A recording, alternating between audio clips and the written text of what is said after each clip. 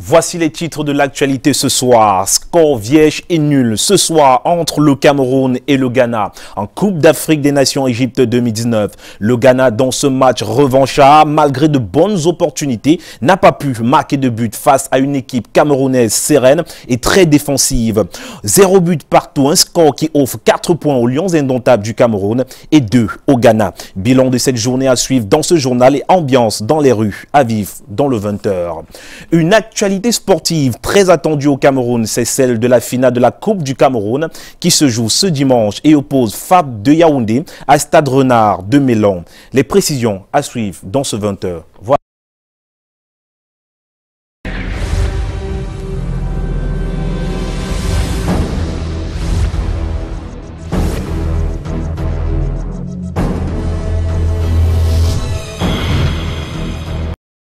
Bonsoir à tous et bienvenue au 20h sur Canal 2 International et on ouvre ce journal avec ses notes d'information. John Fondi, toujours introuvable 24 heures après son enlèvement dans sa résidence de Tarikon à Bamenda par des hommes armés conduits vers une destination inconnue. L'homme n'est sans nouvelles du chairman du Social Democratic Front. Aucune revendication de la part de ses ravisseurs. Le secrétariat national du SDF a condamné cet énième enlèvement dans un communiqué public à l'attention de la communauté nationale et internationale. Le Social Democratic Front qualifie cet acte d'outrage et d'irrespect à l'endroit du leader d'un parti politique, mais également d'un patriarche qui sans cesse œuvre pour la paix au Cameroun. Le SDF demande sa libération immédiate et inconditionnelle. Ce communiqué précise que le chairman revenait à peine de l'hôpital et s'apprêtait à prendre ses médicaments. Dans le déroulé de cet incident, l'un de ses gardes de corps a reçu une balle. Il a été conduit à l'hôpital dans un état étant entre la vie et la mort. Confrontation ce samedi en Suisse entre pro et anti-BIA. La police suisse est intervenue à l'aide de gaz lacrymogènes pour disperser les manifestants. Pas de perte en vie humaine. Le récit de Moïna aussi, Fosso et de Rodrigue Tonguet.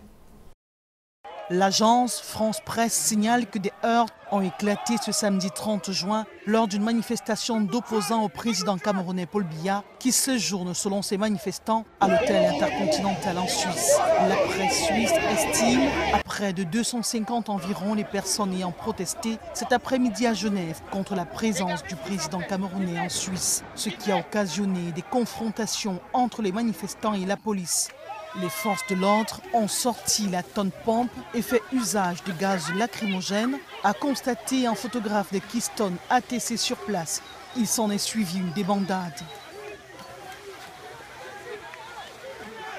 Les mêmes sources sur place signalent également quelques heurts entre les pro-BIA et les opposants. Ces opposants ont en effet croisé le chemin des dizaines de membres appartenant à un groupe appelé Patriotes, scandant des chansons à la gloire de Paul Biya. Notre président, paix de la nation. Selon le porte-parole de la police genevoise Sylvain Guillaume Gentille, certaines personnes ont été incommodées à la suite de ces altercations, mais personne n'a été hospitalisé. À cause de la chaleur, quelques manifestants ont eu des malaises passagers. En fin d'après-midi, il n'était plus que 30 à 50 personnes à manifester calmement. Entre-temps, une poignée de jeunes ont investi l'entrée de l'ambassade de Suisse à Yaoundé, exigeant plus de respect des institutions camerounaises par les autorités suisses qui doivent, selon les dispositions des conventions de Vienne, protéger et assurer un séjour tranquille à un chef d'État étranger sur le sol helvétique. Enfin, la route de Niala est en chantier au grand bonheur des riverains et usagers. Après moult revendications, autorités en charge de la voirie urbaine sont à pied d'œuvre pour la réhabilitation de ce tronçon routier. Cependant, l'on déplore le manque d'équipement, de protection individuelle au sein de ce chantier. Reportage Patrick Boignan et Henri Tinda.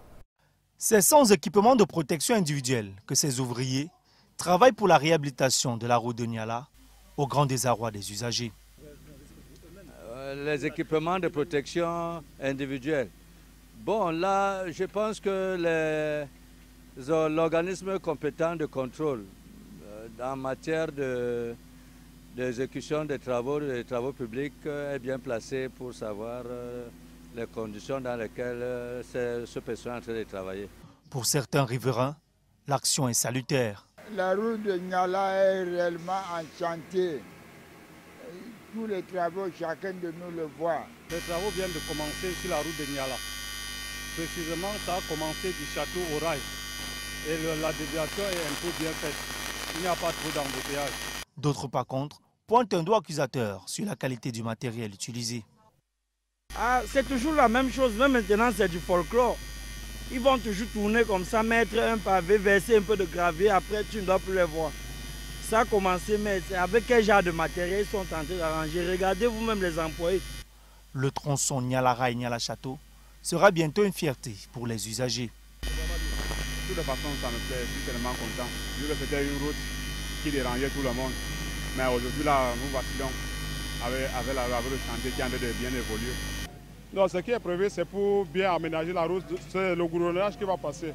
Donc on va d'abord faire le terrassement, comme vous avez vu comment on a commencé en haut là. Après ça, maintenant, on fait le compactage, on passe le coup d'enrobé. Des voies de contournement sont opérationnelles pour faciliter la circulation des véhicules. Restons sur la route. Le ministère des Travaux publics est désormais doté de nouveaux équipements pour boucher les trous sur la chaussée. Le mini-appareil à enrôler se veut plus pratique, plus efficace et moins coûteux. Le dit équipement est actuellement utilisé pour la réhabilitation de l'axe Edea-Kribi. Brad Kamga, Lungvodo. Sur l'axe Edea-Kribi, le ministère des Travaux publics expérimente la mini-centrale à enrober. Un appareil pour boucher les nids d'éléphants sur nos axes routiers à moindre coût et en un laps de temps. Il est simple d'usage, il est conçu pour l'Afrique, il n'est pas bourré d'électronique et de robots et de robotique. Donc ça fait que le coût d'entretien et de maintenance est assez réduit. Nous sommes partis du PK0 au PK28 jusqu'au Fleuve-Vignon. En moins de 2 semaines, ça a coûté un montant assez dérisoire quand on regarde ce que les entreprises proposaient pour réaliser ces travaux. La réhabilitation de l'axe Edea-Kribi, par exemple, coûtera 103 millions de francs CFA TTC contre des offres de 900 millions et plus proposées par les entreprises. Mode d'emploi. La mini-centrale à enrober nettoie le trou, l'imprègne, fabrique les matériaux, les souffle dans le trou ou dans l'ornière ou dans les fissures et puis on passe au compactage et 10 minutes après on ouvre la route à la circulation. Une acquisition du ministère des Travaux publics conçue par un Allemand d'origine camerounaise. Avec l'avantage de production de l'enrobé tiède plus adapté à notre environnement, l'on espère voir les nids de poules disparaître sur nos routes grâce à cette mini-centrale.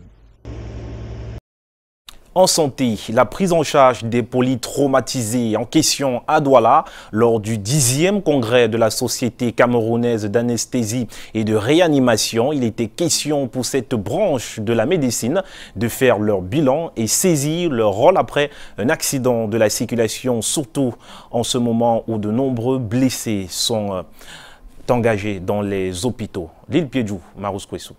Le dimanche 23 juin, le col de Bati avale plus d'une vingtaine de personnes et plusieurs blessés conduits dans les formations sanitaires suite à un accident mortel de la circulation. Ce cas et bien d'autres posent très souvent la problématique de la prise en charge des polytraumatisés. Sujet au centre du 10e congrès de la Société camerounaise d'anesthésie et de réanimation. Et ce congrès qui prime, qui éduque pour la prise en charge des polytraumatisés de la route vient à propos pour attirer notre attention, pour nous former à prendre en charge des situations de catastrophe comme celle-là. Donc, j'allais dire, malheureusement, il tombe à pic. Le Cameroun est le deuxième pays au monde qui présente des routes accidentogènes et 80% de décès sont dus aux accidents de la circulation. Il est important pour ce personnel de se réévaluer et de savoir cerner ceux qui sont en urgence. C'est une urgence, c'est un cri parce qu'en fait, en réalité, nous n'avons pas une synchronisation, une mutualisation des actions en périphérie. Et il faut même identifier des structures hospitalières, publiques, privées ou confessionnelles, à mesure de recevoir cet afflux de victimes de la voie publique pour améliorer ne serait-ce que les taux de survie. C'est ça, ce travail, attirer vraiment l'attention des décideurs du pouvoir public et même, je vous dis, les élus du peuple, parce qu'ils ont un rôle à jouer là-dedans. Ils vivent dans cette communauté, ils vivent cette situation. Il faut bien qu'on encadre ça avec une loi. La ville de Douala, pendant 2 jours, a accueilli le 10e congrès de la Société camerounaise d'anesthésie et de réanimation sous le thème « Meilleure prise en charge extra-hospitalière des polytraumatisés ». Participation des femmes au processus électoral avec moins de 40% de femmes inscrites sur les listes électorales. La délégation en charge de la femme et de la famille dans le département du Vori vient d'initier une rencontre à l'effet de susciter la culture politique chez les femmes et accroître leur représentativité dans le processus électoral. Yvonne Katiken, Thierry Nana. Arrivée ce matin à la préfecture, Solange Pengoué est venue comprendre et enrichir ses connaissances sur les questions politiques. Je dois juste savoir comment ça se passe pour pouvoir informer d'autres femmes qui n'aiment pas ces histoires gouvernementales. Bon, pour être bons citoyens, nous devrons savoir comment ça se passe dans la politique. Les questions politiques intéressent très peu de femmes. La délégation départementale du Vouride pour la femme et la famille voudrait booster la participation des femmes au processus électoral. Les femmes ne s'intéressent pas à la chose politique, peut-être parce qu'elles n'ont pas, elles sont pas assez outillées pour comprendre les termes qui sont utilisés ou tout le processus qui est mis en place. Ou alors, c'est parce qu'elles n'ont pas cette culture de la politique. Alors nous organisons de pareilles rencontres pour promouvoir la culture politique, renforcer les capacités des femmes en vue d'améliorer leur représentativité, leur participation à la vie publique et à la politique nationale. La rencontre de Douala a été l'occasion de former les femmes afin qu'elles se rendent compte qu'elles peuvent influer sur le processus électoral. Certaines se disent qu'elles ne peuvent pas parce qu'elles ne sont pas inscrites dans un parti politique, alors qu'elles peuvent désigner, elles peuvent contribuer, influer sur les décisions juste en allant s'inscrire sur les listes électorales à Elecam, retirer leur carte et le jour du vote, aller voter. Selon les statistiques d'Elecam dans le Vouré, les femmes inscrites sur les listes électorales ne représentent même pas la moitié de la population inscrite. Les femmes n'ont pas encore 40% de présence dans le fichier national. Et c'est dommage parce que, comme tout le monde le sait, les femmes constituent la population la plus élevée du Cameroun, dans notre Cameroun. Donc c'est elles qui doivent en réalité impulser les changements, impulser le choix des dirigeants. La rencontre ce matin entre les femmes et les acteurs politiques à Douala a permis non seulement d'accroître les connaissances des participantes, mais aussi et surtout de booster leur intérêt pour les questions politiques. Les parlementaires de la République de Corée ont effectué leur seconde visite à l'Institut de formation des formateurs à Yaoundé. Ils étaient accompagnés du ministre de l'Emploi et de la formation professionnelle, Sorel Mbo et Constant Kamga. L'Institut de formation des formateurs et de développement des programmes prend progressivement forme. Le ministre de l'Emploi et de la formation professionnelle, accompagné des parlementaires coréens, maîtres d'œuvre de ce projet, ont fait le tour du propriétaire le 28 juin dernier. Cette visite s'inscrit dans un processus visant à engager les deux pays dans la mise en œuvre effective du développement social, une coopération bilatérale. Nous voulons regarder le centre de formation professionnelle parce que ce lieu est pour cultiver l'avenir humain au Cameroun. C'est pourquoi nous sommes venus pour visiter ce centre de formation professionnelle. Cette visite intervient 3 mois après celle du 27 mars 2019. Ce don coréen va contribuer au développement qualitatif de la formation professionnelle afin de permettre aux jeunes de saisir toute opportunité. Nous avons donc tout intérêt, et c'est des instructions permanentes que j'ai reçues, à améliorer, à intensifier les relations avec la Corée pour que ces centres de formation professionnelle que la Corée construit, nous en avons déjà 3. Nous avons un centre de formation professionnelle d'excellence à Douala, à Saint-Mélima et à Limbé. Et cet institut donc vient donc couronner ce qui existe. Je dis bien couronner pour l'instant parce que nous souhaiterions donc que la Corée aille encore un peu plus loin. Une autre bonne action qui permettra au Cameroun d'accéder à l'émergence économique à l'horizon 2035. Depuis ce matin, le complexe islamique de Tinga à Yaoundé abrite la conférence Ulémas du Cameroun. Cette plateforme qui réunit les théologiens musulmans vise à apporter des réflexions pour consolider l'unité de la communauté musulmane. Les précisions avec Alain Gislin Kanga et Lung Vondo. L'unité, une obligation religieuse et une nécessité sociétale et humanitaire. C'est en cela que la communauté musulmane s'est réunie ce samedi au complexe islamique de Tinga, à Yaoundé.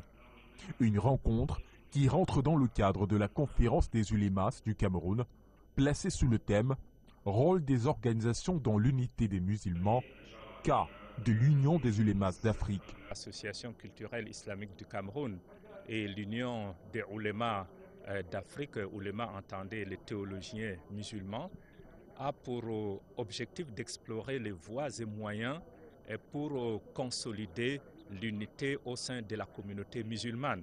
Comme vous le savez, le monde va aujourd'hui dans le sens de l'unité.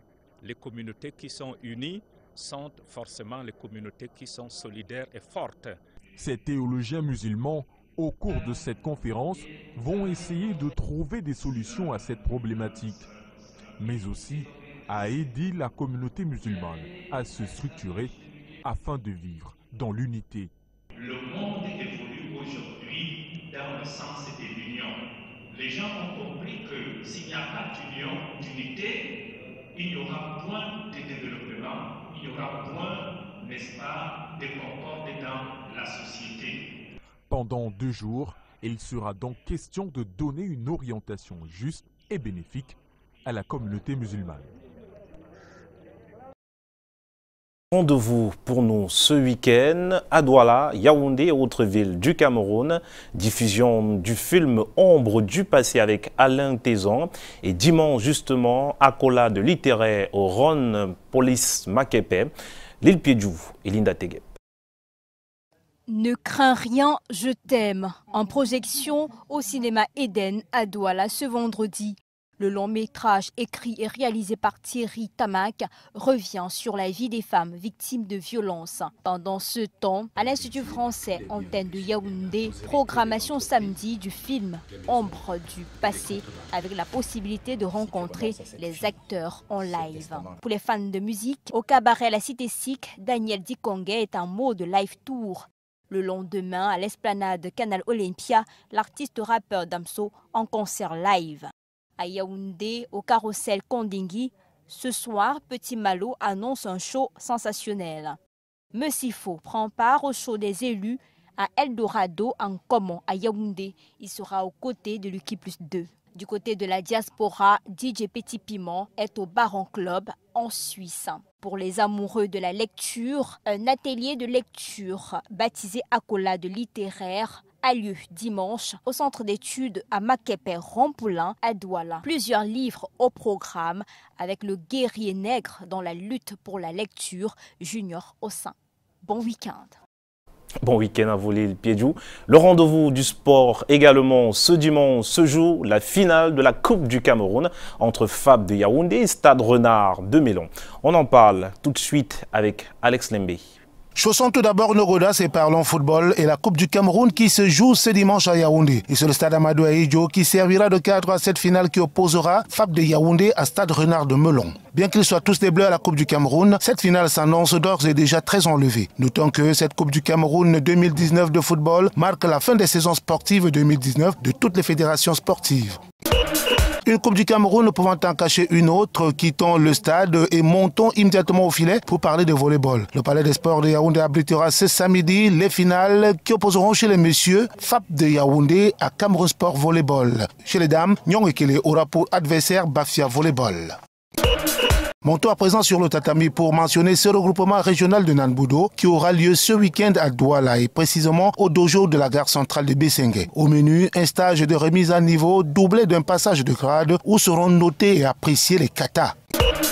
Restons sur le tatami pour parler cette fois-ci de karaté avec ce deuxième regroupement de la Ligue départementale du Vouri. Au menu de celui-ci, kata et comité avec en prime une assise du bureau exécutif de la Ligue départementale du Vouri. Lieu des hostilités, dojo de maître du Congrès, 6 à la vallée des 3 boutiques, Bonantoné Douala. En sport, le lancement des activités sportives de la Gendarmerie nationale a eu lieu le 28 juin dernier. Il a démarré avec une rencontre de football qui a opposé DTL en bleu au GPIC en bleu ciel.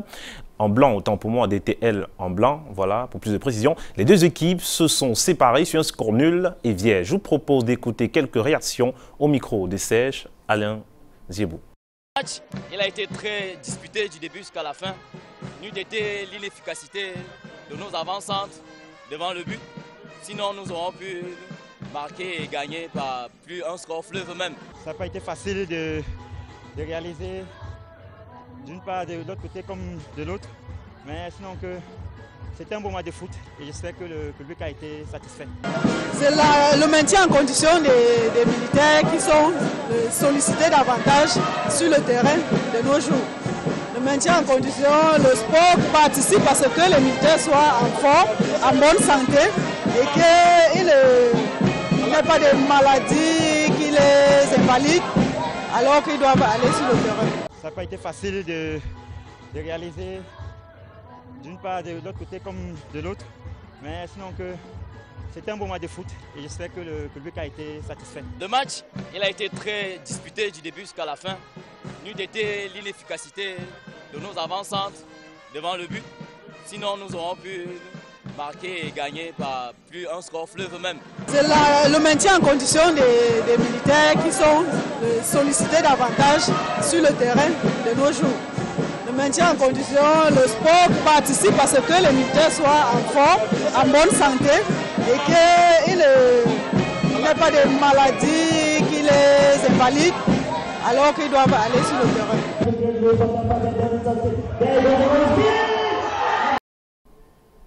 La capitale du Cameroun avait également les yeux rivés sur le grand écran pour suivre le duel entre le Cameroun et le Ghana. Des groupements privés aux fan zones publiques, tout était réuni pour supporter les Lions indomptables lors de cette deuxième sortie de groupe. Le compte rendu de Marc Chameau et Constant Kamga.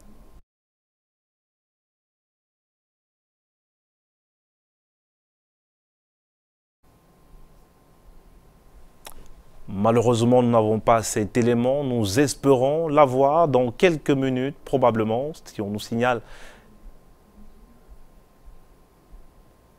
Ce n'est pas le cas. En tout cas, rappelons que les Lions indomptables du Cameroun ont affronté il y a quelques minutes seulement, le match vient de se terminer, le Ghana, sur un match assez difficile pour les Lions indomptables. C'était d'ailleurs bien remarqué. Ben oui, le Ghana qui jouait un match plutôt revanchard n'a pas pu s'imposer face au Cameroun qui a beaucoup joué au niveau de la défense. En tout cas, on espère justement que les Lions indomptables, pour leur prochaine sortie, feront mieux. Rappelons justement que ce match de 0 but partout, le deuxième du genre, faudrait le dire comme ça, 0 but partout entre le Cameroun et le Ghana, permet au Cameroun d'obtenir 4 points et le Ghana 2 points. Tentons de rejoindre Yaoundé si l'élément de Marc Chameau est prêt.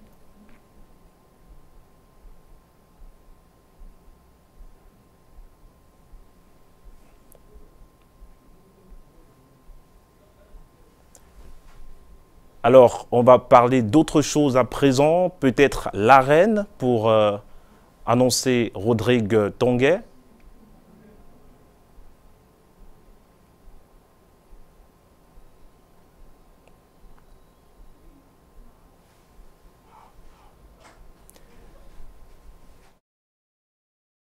Côté de l'Égypte pour parler justement de ce match entre les Lions indomptables du Cameroun et le Ghana. On va donc rejoindre rapidement Mirabeau Mahop et Luciano Djanko. Reportage. À défaut d'infliger aux Black Stars du Ghana une troisième défaite d'affilée en Coupe d'Afrique des Nations, les Lions indomptables se sont contentés de matchs nuls, 0 but partout, qui conservent leur chance de rester leader dans ce groupe F. Yves Tchamadé, bonsoir. Bonsoir Mirabeau et bonsoir à tous. Le Cameroun s'est contenté du minimum. Hein? Oui, bien sûr. Je pense qu'on est satisfait parce que c'est un nul qui nous permet d'avoir les chances de finir leader de cette poule. Vous savez, depuis 2006, on a pu finir leader d'une poule en phase finale de Coupe d'Afrique des Nations. Mais on regrette un peu parce qu'on se dit dans ce match, il y avait de la place pour aller chercher une victoire. Il y avait de la largesse dans la défense ghanéenne et on n'a pas su en profiter parce que le Cameroun a existé certes défensivement à travers une très bonne organisation. Mais offensivement, ça a été du gâchis et ça a été un gros souci dans le dispositif et dans l'animation.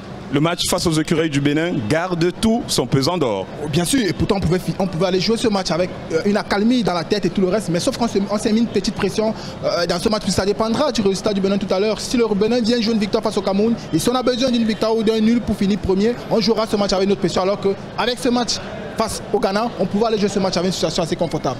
Les Lions indomptables restent invincibles et surtout gardent leur cage inviolée dans cette Coupe d'Afrique des Nations 2019. André Mirabeau Mahop, Yves Tchamadé, Luciano Djanko à Ismaïlia pour Canada International. Et c'est ici que se referme le 20h sur Canal 2 International. Merci à tous de nous avoir. Allons donc à Yaoundé pour prendre cet autre élément. Le grand carrefour, poste central de la ville de Yaoundé, est noir de monde ce samedi pour la seconde sortie des Lions indomptables du Cameroun. Ils sont amassés devant les écrans géants. Tout le monde est concentré sur ce qui se passe à Ismaïlia et à chaque occasion du Cameroun, c'est l'euphorie totale. Même les chauffeurs de taxi ont garé sur la voie pour ne rien rater du spectacle. À quelques kilomètres de là, au quartier Eligesono, des amis se sont donné rendez-vous autour d'un bon verre et aussi d'une bonne projection. Tous espéraient une victoire qui n'est finalement pas arrivée. Le match nul semble apprécié. Les Lions n'ont pas démérité, ils ont vraiment joué, mais seulement que l'attaque n'avait pas vraiment de tir. C'était dur parce que aussi le Ghana n'est pas une petite équipe. Vous le savez, le Ghana a eu les joueurs et ils ont plus les joueurs. Il fallait que le Cameroun soit prudent par rapport à ce match. Et je peux les féliciter parce qu'ils ont fait match nul. Je suis que Yongo ou bien Zambo, je ne sais pas. Parce que les gars, on a l'adrénaline, quand ça chauffe, ça chauffe. Les Yaoundéens sont de tout cœur avec leur équipe nationale en attendant la prochaine sortie face aux écureuils du Bénin. Et c'est la fin du 20h sur Canal 2 International. Merci à tous de nous avoir regardés. Prenons rendez-vous demain à la même heure. Au revoir.